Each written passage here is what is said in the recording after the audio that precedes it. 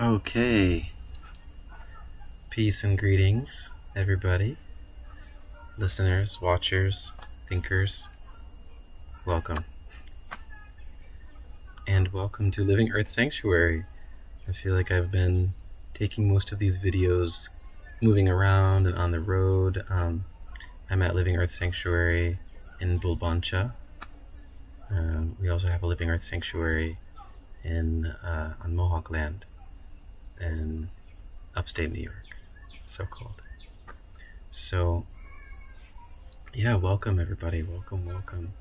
Please take some time to, ground in. I'm sure you probably already are because you're listening to YouTube videos and chilling. Take some time to take a couple of deep breaths.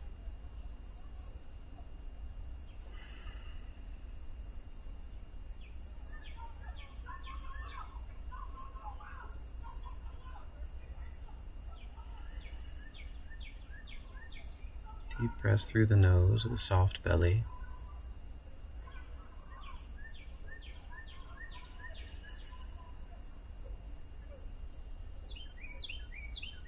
If you have to pause, then take a pause and take some time to get comfortable in your body.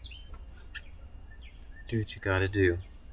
If you want to get up and take care of your body before you watch a video, maybe you've been scrolling for a while, you should actually take a break from the phone thing before you watch this, or the computer thing.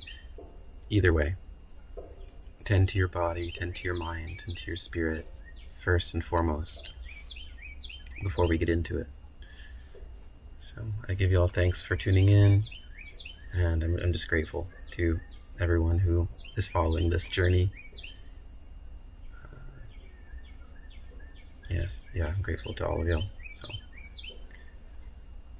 got a little mosquito bite. So today's video, I would love to discuss this concept. Okay, so I'm starting to take concepts basically from the collective and from what I'm hearing people talk about in my day-to-day conversations. I'll just be like, oh, okay, someone said that, so there must be other people thinking that, so let's tune in. And today I want to get into spiritual beliefs and spiritual experiences. Okay? And looking at these as two different things. Yes, one of the things that comes up when I say that, I recently heard, I was in a circle, I was in a men's group, and, we had a check-in where we talk about how are we feeling physically, intellectually, emotionally, and spiritually. And there was someone in the group who was he basically said, well, I'm an atheist. He went through his check-in, and then he was like, well, I'm an atheist, so spiritually I'm at a zero. I don't really have any spiritual beliefs. And, it was his check-in, so this is his time to speak. I wasn't going to comment in that moment. And we didn't end up discussing it. But it really stood out to me because I was like, all right, so you don't have any spiritual beliefs. That's okay. That's a good thing. I kind of wish people would say, I'm atheist because I've never had a spiritual experience. That would make so much more sense to me. I think that would be more accurate. I mean, sure, spiritual beliefs, whatever, but spiritual beliefs are... Just because you don't believe that something exists doesn't mean that it doesn't exist. Things that just are, they don't have to be believed in. So that's kind of what I want to get into. So when it comes to beliefs, and now I'm going to expand on that, not just a spiritual belief, but a belief about life, a belief about yourself, a belief about society, something that we believe in.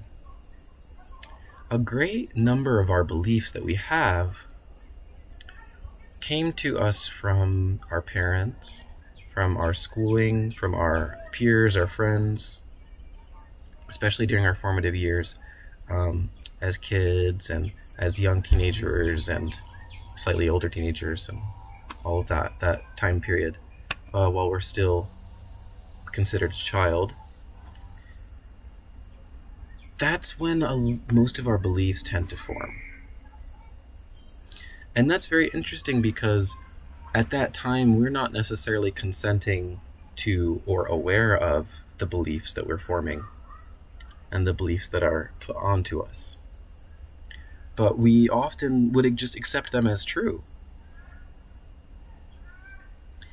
And that's a little tricky because it's actually very beautiful that a child's mind can just accept something as true. That should be a good thing.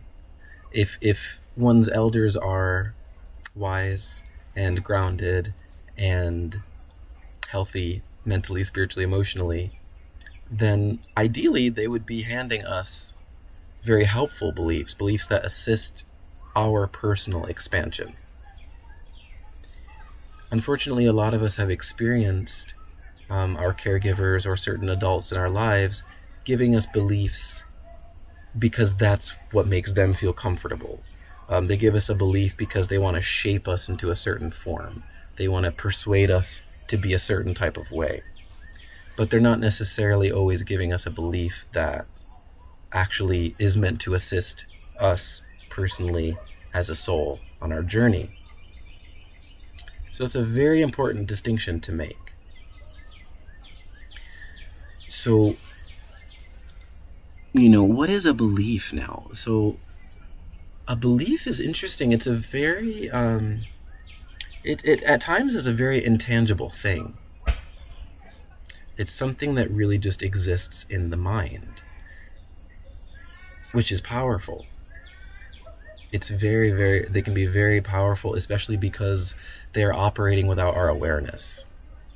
And our awareness and our consciousness that's some of our most important and powerful tools that we have to shape our reality, to shape our experience, and to interact with the world around us.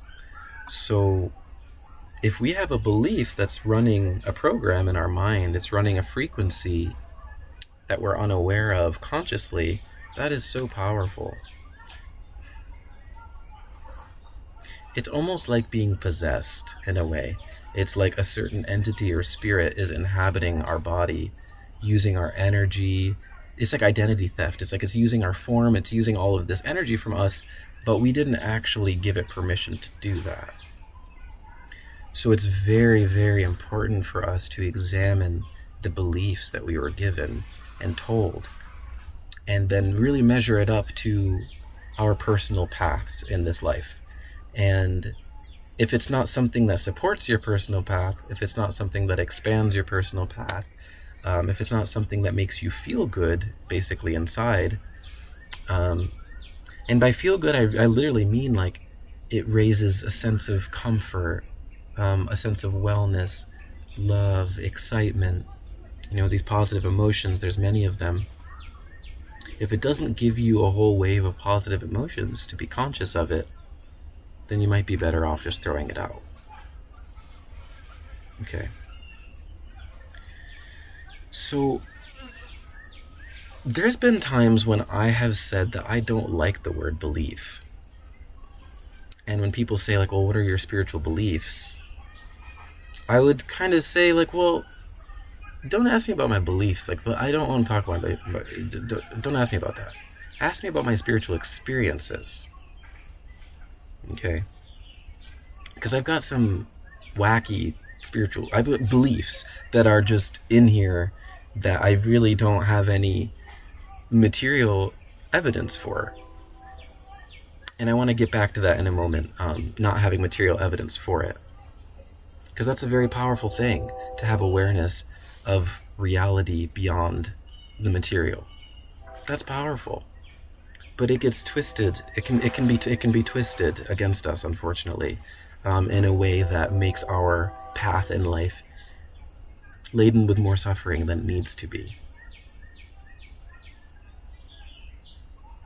So it's interesting when people often use the word belief in English. It tends to almost have this connotation of something that seems false. That seems like it should be false, but I'm going to believe it anyway. Someone's like, oh, I caught a 20-foot bass in the lake the other day. Oh yeah, I believe it. And maybe you really do. But it's always like we use this word when we're trying to basically convince ourselves of something that otherwise doesn't really seem like it's true. So, I believe in Santa. I believe. I believe in Jesus. It's like I'm believing in something that I can't really, there's no material form of it, and I really have no logical reason, but I believe it. That's a very vulnerable place for your mind to be. And I'm not saying don't do it. I'm not even saying don't have any beliefs at all, because we all do. That's the thing. And you're going to have a belief, whether or not, you're going to have beliefs. So, like a lot of things that are just going to be there anyway, we should create and craft them consciously. And it's really my phone. It's really fascinating when we do this, right? It's really fascinating to think, wow, okay, I can literally just create a belief that I now believe in. That I now give energy to. And the more energy we give it, the more of an effect it actually tangibly has on us. Okay, so if you believe that, the sun touching your skin and darkening your complexion is going to make you less attractive, then you're going to start to feel less attractive, right? You're going to attach. You have just told the universe, okay, I am attaching a feeling of insecurity and self-degradation to melanin. And so if I see any darkness in my skin, I'm just going to start to feel insecure. This is not me, by the way. I'm just saying you can create whatever belief, right? And so there are people who believe that. There are people who believe that, the rain is somehow bad for them. And so if the rain starts to touch them, they're like, and they run away. That has so much power, right? It causes them to act. It causes them to feel a certain way. Oh, it's raining. Oh, rain. Why do you think rain is bad? Why is rain bad? Oh, well, I don't know. When I was a kid, my dad would always be like, oh, fuck, it's raining. Okay, so that's why you believe it's bad, right? But it's important for us to trace, where does this belief come from, and why do I have it? And what emotions am I giving this? How much energy am I giving this? Is there any physical reason for me to actually believe that? So this is for you. This is a journal process. This is a thought process. This is something to examine and to write down and to sit with. What are my beliefs, and what do they look like? See if you can catch yourself throughout the day with a belief.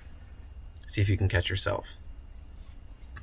Something that you really have no reason to think that, but you do, and you give energy to it, and you give emotion to it. So that's all of that.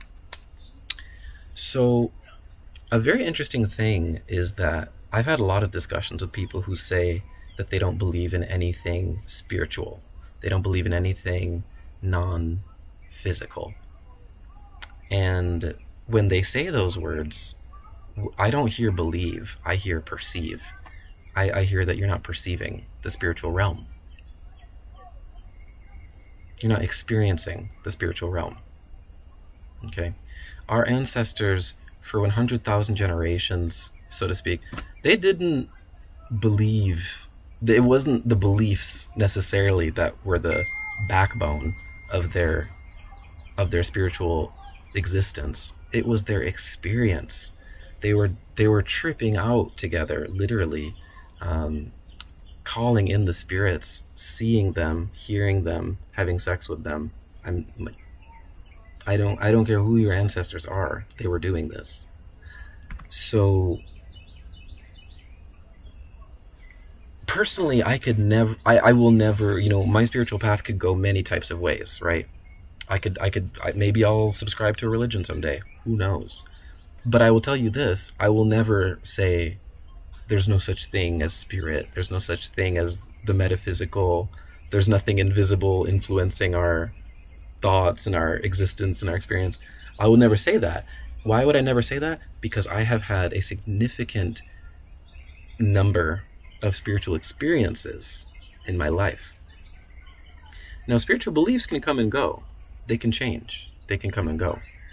You can have a belief that you've been clinging to, and then you can watch some good-ass art movie or something that changes your mind. You can watch a YouTube video that changes your mind, and you're like, oh, maybe I don't believe that anymore, and it just goes away.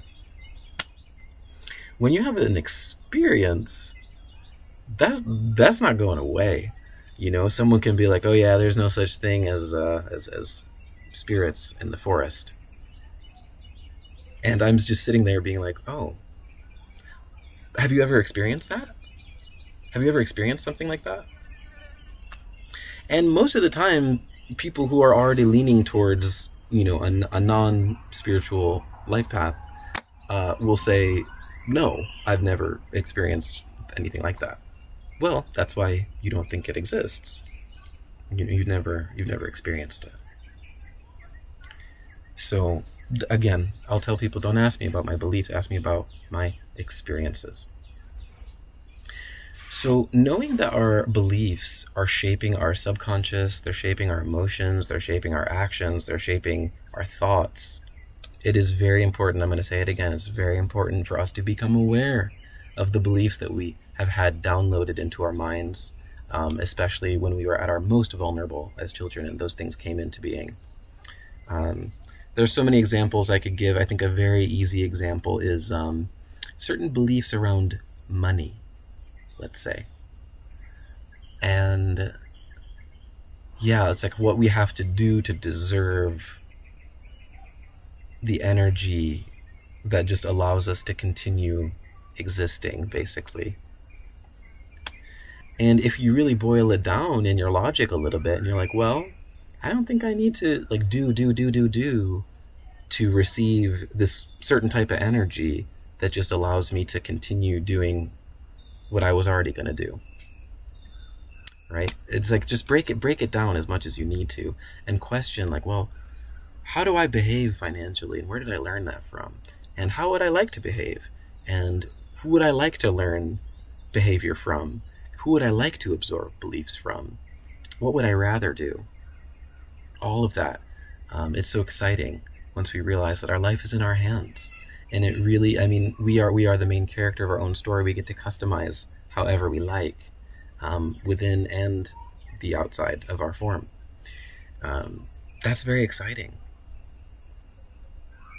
Yeah, like what kind of life do you want? What kind of person do you, what kind of person are you, truly, in your soul? And how much would you like to express that?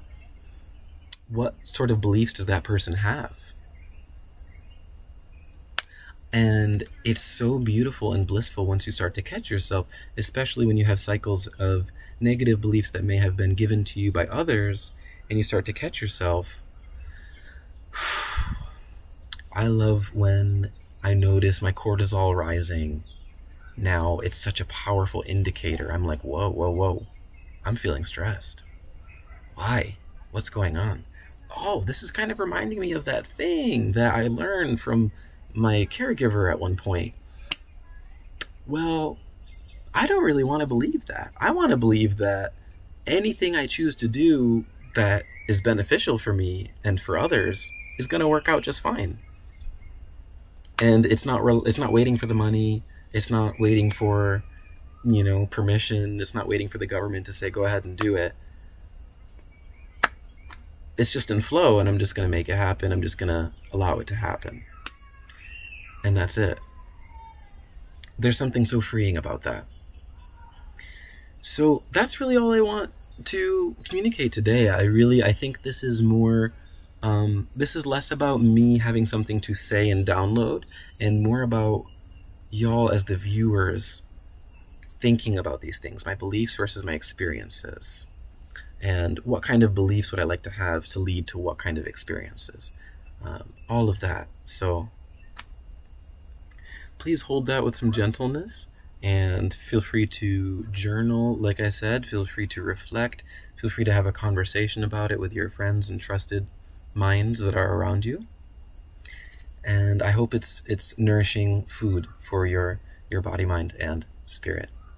So thank you all for tuning in. I'm very grateful for your presence. I'm always grateful to be speaking to the ether, even though at this moment I'm just sitting here talking to myself like a crazy person, but I know that people are hearing this through time and space. So I'm grateful for all of y'all following the journey, and I give thanks. Peace.